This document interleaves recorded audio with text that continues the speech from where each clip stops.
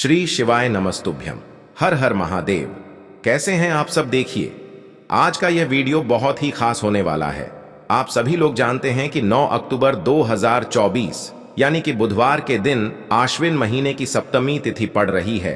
और दोस्तों, कहा जाता है कि नवरात्रि के दिनों में माता रानी की पूजा की जाती है और इसी दिन किया गया एक दीपक और एक चुटकी हल्दी वाला उपाय कभी भी विफल नहीं जाता है। अगर आपने भी इस महीने में ये उपाय नहीं किया है तो इस उपाय से चूकना मत दोस्तों, क्योंकि इसी दिन किया जाने वाला पंडित जी द्वारा बताया गया एक चुटकी हल्दी वाला उपाय आप लोगों को जरूर करना चाहिए।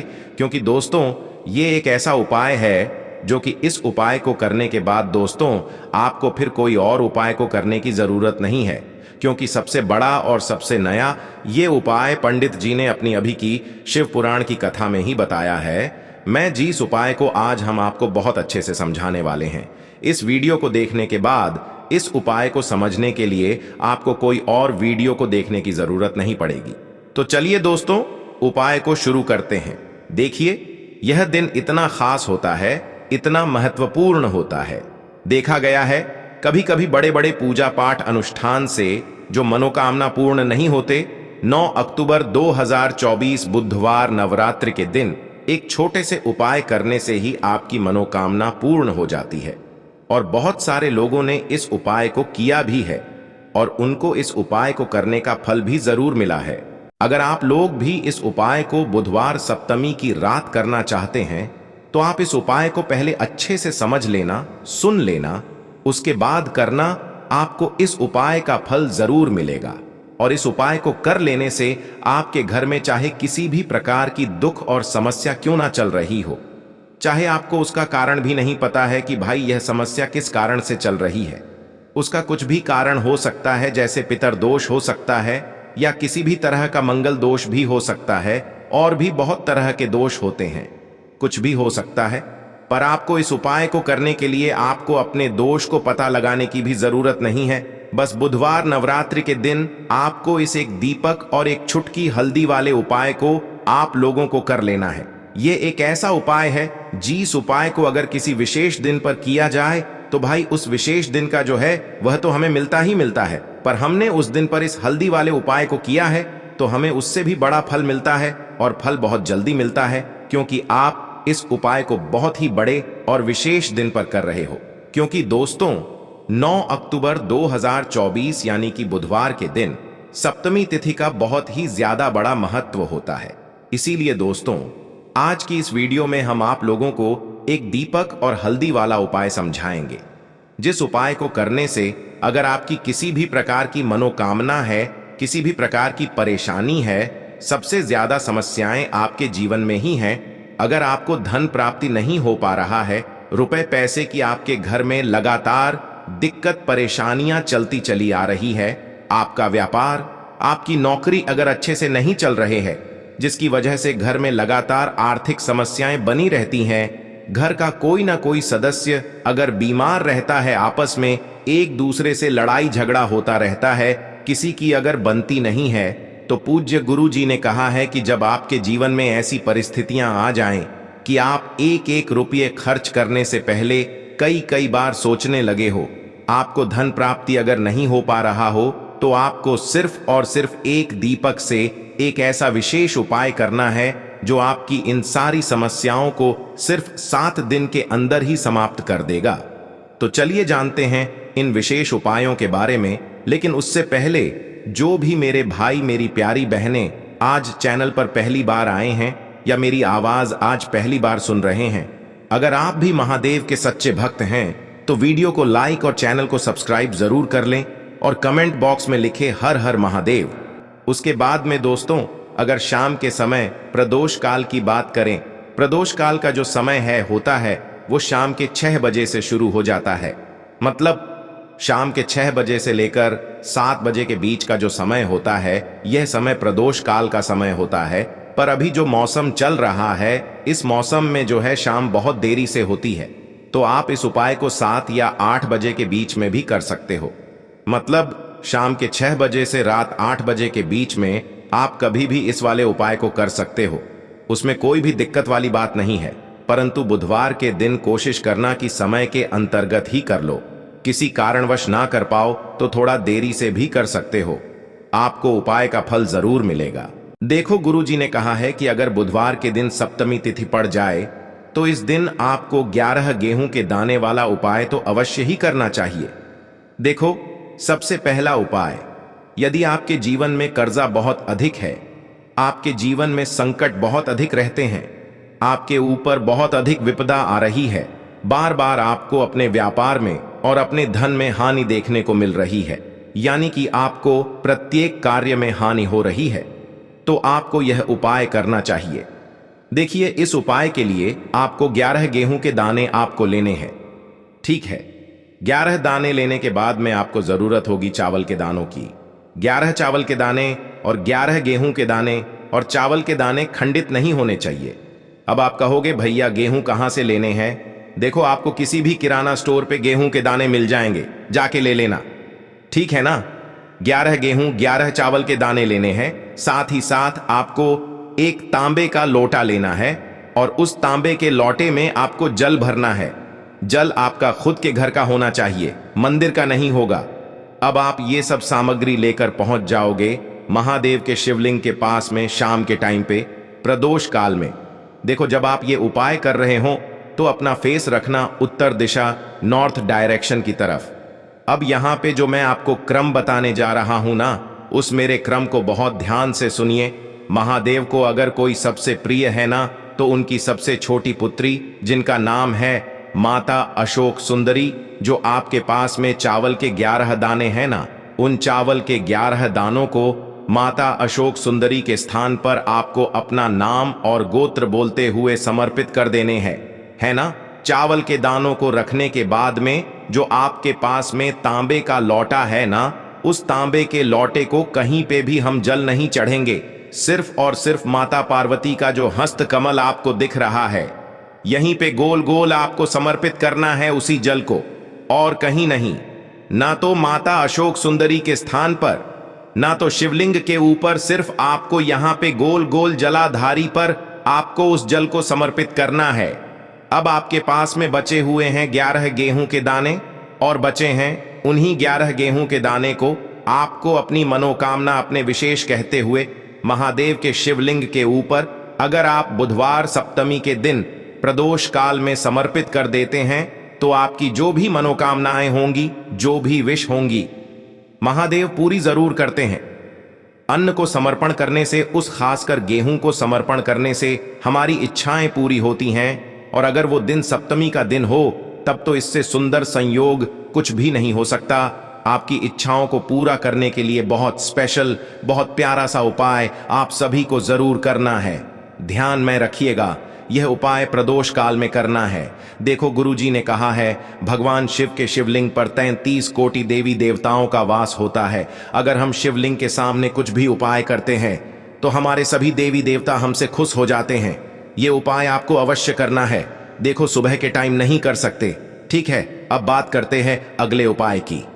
इस उपाय के लिए आपको मात्र एक प्यारे सी बेलपत्र लेनी होगी।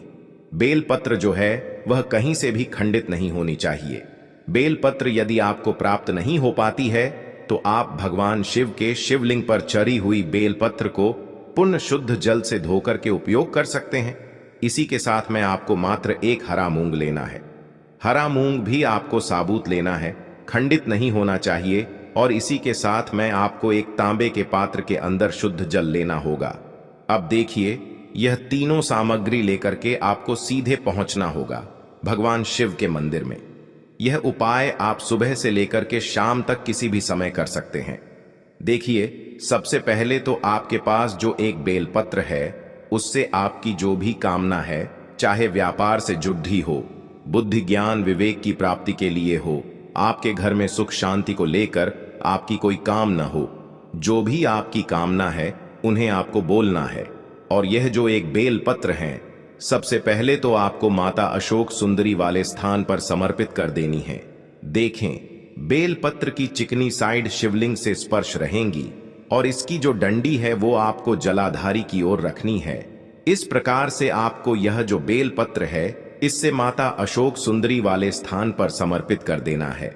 अब दोस्तों, आपके पास जो एक हरा मूंग का दाना है, उससे आपको आपकी जो भी कामना है उसे बोलते हुए उस हरे मूंग दाने को आपको उसे जलपात्र के अंदर डाल देना है। अब दोस्तों, ये जो हरा मूंग युक्त जल है, इसे आपको समर्पित करना है। आपकी जो भी कामना है, चाहे आपका जो व्यापार है वह अच्छे से नहीं चल पा रहा है, तो इस प्रकार से आपको कामना करनी है।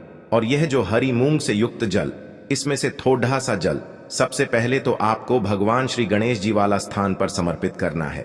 फिर थोड़ा सा जल आपको माता अशोक सुंदरी वाले स्थान पर समर्पित करना है। और फिर जो अंत में थोड़ा सा जल और बचेगा, उसे पूरा आपको भगवान शिव के शिवलिंग पर धीरे धीरे अर्पित कर देना है। श्री शिवाय नमस्तुभ्यम इस मंत्र का जाप करते हुए। तो इस प्रकार से आपको थोड़ा थोड़ा जल समर्पित करना है। थोड़ा सा जल आपको भगवान गणेश जी वाले स्थान पर, फिर माता अशोक सुंदरी वाले स्थान पर, फिर अंत में भगवान शिव के शिवलिंग पर अर्पित कर देना है। आपकी जो भी समस्या होगी, वह विघ्नहर्ता आपकी समस्या को समाप्त जरूर करेंगे। अब हम बात कर लेते हैं तीसरे उपाय की। देखिए, इस उपाय के लिए आपको 2 दीपक लेने होंगे। दोनों ही दीपक आप मिट्टी के भी ले सकते हैं और दोनों ही दीपक आप शुद्ध आटा मढ़कर उनके भी तैयार कर सकते हैं। आटे के दीपक को सबसे विशेष माना गया है। अब दोस्तों, दोनों ही दीपक के अंदर आपको शुद्ध घी का प्रयोग करना होगा और एक दीपक के अंदर आपको गोल रुई की बाती का प्रयोग करना होगा और एक दीपक के अंदर आपको लंबी बाती का प्रयोग करना होगा।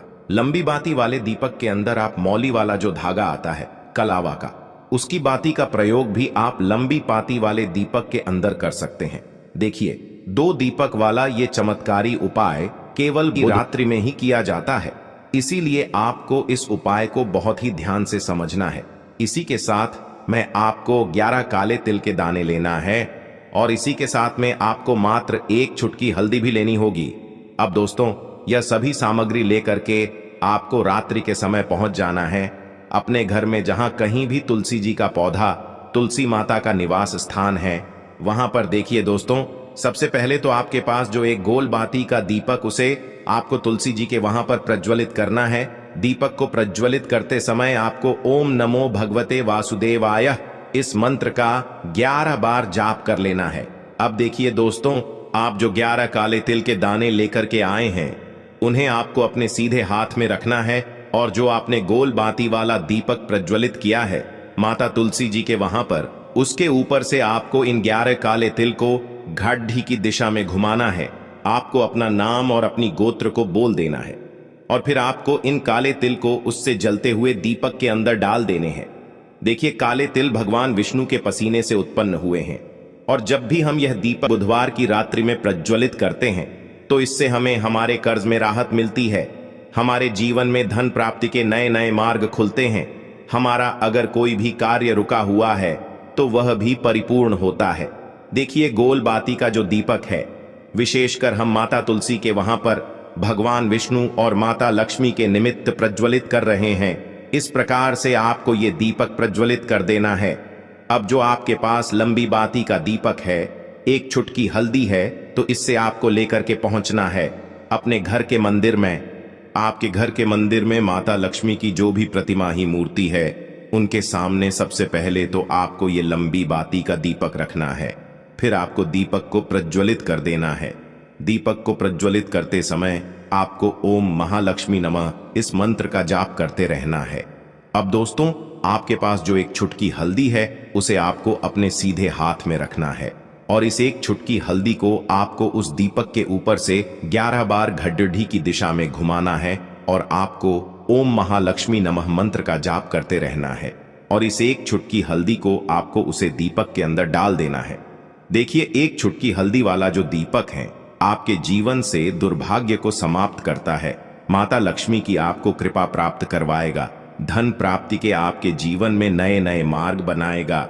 गुरु जी द्वारा बताए गए इस उपाय के लिए आपको तुलसी जी की जो सूखी लकड़ी होती है, उसे ले लेना है। देखिए दोस्तों, यदि आपके पास पुरानी तुलसी जी की लकड़ी है तो उसे आप ले सकते हैं, और यदि आपके घर में तुलसी जी जो लकड़ी है वो सूखी हुई है, तो उसकी लकड़ी आप तोड़ डेच करके इस्तेमाल कर सकते हैं। लेकिन आपको ध्यान रखना है कि सूर्यास्त से पहले पहले ही आपको ये जो तुलसी जी की लकड़ी है इससे अवश्य ही तोड़ाइच लेना है। तो इस उपाय के लिए आपको सबसे पहले तो एक मिट्टी का दीपक लेना होगा। आप चाहें तो आटे का दीपक भी ले सकते हैं, क्योंकि आटे का दीपक सभी दीपक में सर्वोत्तम माना गया है। इस दीपक के अंदर आपको शुद्ध घी का प्रयोग करना होगा और इससे दीपक के अंदर अपने जो तुलसी जी की लकड़ी ली है उसे भी रख देना है। लेकिन ये जो तुलसी जी की लकड़ी है इसमें आपको चारों तरफ अच्छे से घी लगा लेना है। देखिए, गुरु जी ने बताया है कि जो तुलसी जी की लकड़ी है यदि आप उपाय करते हैं और बहुत ही शीघ्रता से जल जाती है तो इसके लिए आपको एक कार्य करना है। आपको थोड़ी सी रुई ले लेनी है और उससे रुई को आपको जो तुलसी जी के अपने लकड़ी ली है उस पर अच्छे से चारों तरफ लपेट देनी है। तुलसी जी की लकड़ी के ऊपर रुई लपेटने के बाद इसे आपको पूरा घी के अंदर डुबो लेना है। अब इसे आपको बाती के रूप में प्रयोग करना है। अब दोस्तों, इस दीपक को आपको प्रज्वलित कहाँ करना है? तो इस दीपक को आपको या तो भगवान विष्णु के सामने प्रज्वलित करना होगा, या फिर आपको भगवान श्री राम के सामने प्रज्वलित करना होगा, या फिर भगवान कृष्ण के सामने, यानी कि भगवान विष्णु के जो भी अवतार हैं उनके सामने आप ये दीपक प्रज्वलित कर सकते हैं। या फिर आप इससे दीपक को माता तुलसी जी के सामने भी प्रज्वलित कर सकते हैं। पूज्य गुरु जी ने बताया है कि जो भी व्यक्ति इस प्रकार से तुलसी जी की डंडी से यह दीपदान कर देता है उसके जीवन में कभी भी धन की समस्या नहीं होती है। इसीलिए आपको ये पूरे साल में केवल एक बार ही मौका मिलता है। माँ, मैं इस उपाय को करके देखना, आपकी सभी इच्छा जरूर पूर्ण होगी। यह जो उपाय है रात्रि में सोने से पहले करना है। दोस्तों, इस वीडियो में हमने आपको गुरुजी द्वारा बताए गए 3 से 4 बहुत ही चमत्कारी उपाय बताए हैं जो आपको करने हैं। उपाय से लेकर कुछ भी पूछना है तो कमेंट बॉक्स में पूछ सकते हैं। उपाय को करते समय किसी भी प्रकार की गलती ना करें। अगर आपको हमारी वीडियो पसंद आए तो हमारे इस चैनल को सब्सक्राइब जरूर करें, वीडियो को लाइक जरूर करें। हर हर महादेव, ओम नमः शिवाय।